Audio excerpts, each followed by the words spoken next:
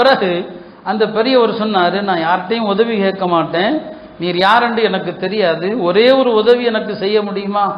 என்ன சொல்லுங்க. எனக்கு ஒரு மகன் இருந்தான், அவன்தான் எனக்கு தொழுக நேரத்தில் என்னை அமர வைத்து உதவு செய்வித்து எனக்கு உதவியாக இருப்பான். இந்த பையன் வெளியே போனவன் 3 நாளாக காணோம், இந்த பையனை எங்கேயாவது தேடி பார்க்க முடியுமான்னு சொல்லி, சரி இந்த உதவி கூட உங்களுக்கு செய்ய முடியலன்னா என்ன அப்படின்னு சொல்லிட்டு அவர் அப்துல்லாஹ் இப்னு முஹம்மத் அந்த பையனை தேடி வரலான்னு வர்றாரு. பாலைவனத்தில் ஒரு இடத்துல ஒரு காட்டு விலங்குகள் அவரை கொண்டு போட்டிருக்குது, அவர் மொத்த போய் இருக்கிறார். என்னடா இது, இந்த பெரியவருக்கு இப்படி ஒரு சோதனையா, இதை அவர்கிட்ட சொல்லலாமா வேண்டாமா, அவர் எங்கன்னு காணலன்னு சொல்லிடுவோமா, ஏன்னா இதை சொன்னால் அவர் இன்னும் தளர்ந்துடக்கூடாது, ஒரு பயம் அவருக்கு, அவர் நம்பிக்கையோடு இருக்கிற மனுஷன், நாம் இந்த சோகத்தை போய் சொல்லணுமான்னு சொல்லி அப்புறம் அவர் சொல்றாரு, இல்லை அய்யூப் அலைஹிஸ்ஸலாமுடைய சோதனையை விடவா இவருக்கு பெரிய சோதனை, சொல்லுவோம் என்று வர்றார். வந்து அந்த பெரியவரிடத்துல கேட்குறாரு, அய்யூப் அலைஹிஸ்ஸலாமுடைய சரித்திரம் உங்களுக்கு தெரியுமான்னு சொல்லி. ஏன் தெரியாது, தெரியும். அய்யூப் அலைஹிஸ்ஸலாமை அல்லாஹ் குடும்பத்தாரை செல்வத்தை எல்லாவற்றையும் பிரித்து சோதித்தான். அவங்க எப்படி நடந்துக்கிட்டாங்க, அல்லாஹ்வை புகழ்ந்தாங்க, நன்றி செலுத்தினாங்கன்னு இவர் பதில் சொல்றாரு. ஒரு கட்டத்தில் குடும்பத்தார் ஊரார் எல்லாரும் வெறுத்தாங்க, அவங்க எப்படி நடந்தாங்க, அல்லாஹ்வை புகழ்ந்தாங்க. இது எல்லாத்தையும் சொல்லிட்டு கடைசியாக சொல்றாரு, உங்க பையனை காட்டு விலங்கு என்னங்க கொன்னுடுச்சுன்னு சொல்லி.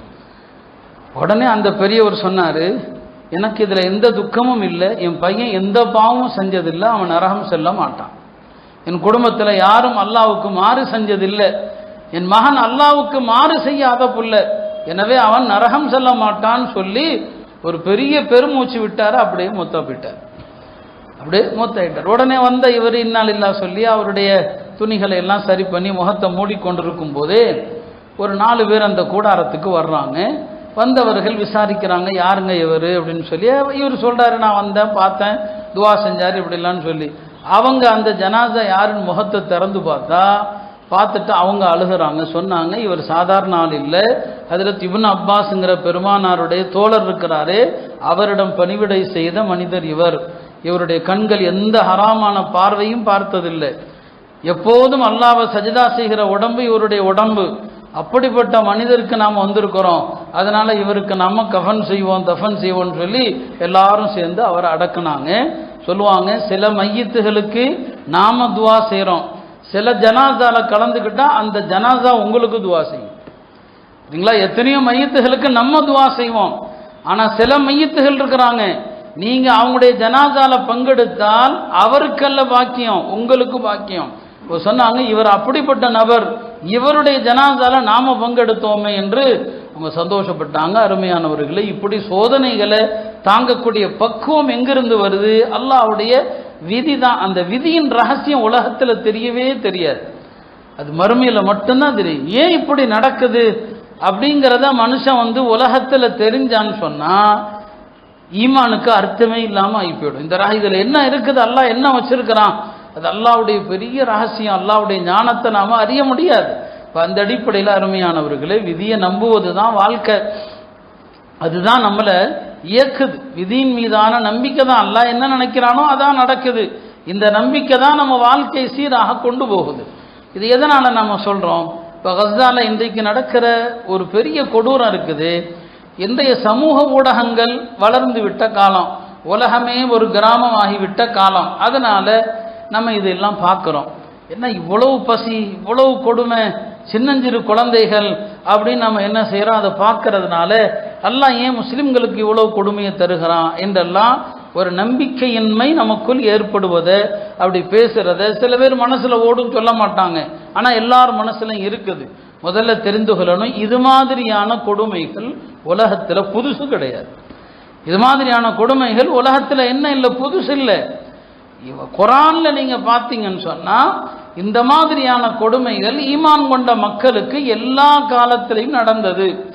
அல்லாஹ் என்ன செய்வான், சோதிப்பான். சஹாபாக்கள் சொல்லுவாங்க, உனக்கு ஒரு சோதனை வந்துச்சுன்னு சொன்னா 2ல் 1 தான். ஒன்று, உனக்கு கூலி கொடுக்க அல்லாஹ் சோதிக்கிறான், அல்லது நீ செஞ்ச பாவத்தை மன்னிக்க அல்லாஹ் சோதிக்கிறான். இந்த 2ல் 1 தான். அதனால சஹாபாக்கள் சோதனை வந்தா அல்லாஹ் புகழ்வாங்க. ஏன் அல்லாஹ் புகழ்ந்தீங்க? ஒன்று, எனக்கு கூலி கிடைக்க போகுது, அல்லது என்னுடைய பாவம் மன்னிக்கப்பட இருக்கிறது. இந்த 2 தானே. இந்த 2க்கு மேல 3வதாக ஒன்று இல்லை. அப்படியானால் சோதனை அல்லாஹ் இதுக்குத்தான் தருகிறான் என்றால் இதை விளங்குனவர் அல்லாஹ்வை என்ன செய்வார்? புகழ்வார். ஹஜ்ரத் உமர் ரலியல்லாஹு அவர்கள் ஒரு மனிதர் சக்கராத்துடைய நேரத்தில் இருக்கும்போது போறாங்க. போனா அவர் அல்ஹம்துலில்லாஹ்ங்கிறார், அல்லாஹ் புகழ்றார். உமர் தான் ரொம்ப சந்தோஷப்பட்டாங்க. சோதனையில் அல்லாஹ்வை யார் புகழ்கிறானோ அவனுடைய ஈமான்ல சந்தேகமே கிடையாதுன்னு சொன்னாங்க. சோதனையில புகழ்வதில் சந்தேகம் இல்லை. அப்ப இந்த மாதிரியான கொடுமைகள் உலகத்துல புதுசா என்னங்க இல்லை. இன்னும் சொல்ல போனா இன்றைக்கு கஸ்ஸால நடக்கிற அதே பசி பட்டினி கொடுமை பெருமானாருக்கே நடந்தது மக்கால. நபி ஸல்லல்லாஹு அலைஹி வஸல்லம் அவங்களுடைய குடும்பத்தாரோடு 3 ஆண்டு காலங்கள் இதே பசி கொடுமை தான். ஒரு கணவாய்க்குள் ஒரு பள்ளத்தாக்கில் பெருமானாருடைய குடும்பம் அடைச்சி வைக்கப்பட்டிருக்கிறாங்க. அந்த பள்ளத்தாக்கை விட்டு வெளியே வரவும் முடியாது, வெளியிலிருந்து யாரும் உள்ள போகவும் முடியாது. யாராவது தெரியாமல் உணவை எடுத்துக்கொண்டு போனாலே தவிர யாரும் எடுத்துக்கிட்டு போக முடியாது. 3 வருஷ காலம், 1 வருஷம் இல்லை 2 வருஷம் இல்லை. இப்போ கஸ்ஸால நடக்கிறது அங்கதான் நடக்குதுன்னு நினைச்சிங்கன்னா அது உங்களுடைய அறியாமை, அது வரலாற்றை நீங்க தெரியாம. அல்லாஹ்வுடைய தூதர் இருக்கும் போதே நடக்குதுன்னா ஏங்க இன்னைக்கு நடக்க முடியாது? பெருமானாரே இருக்கிறாங்களா இல்லையா? அவங்க இருக்கும்போதே நடக்குது. அதே பசி பட்டினி கொடுமை தான்.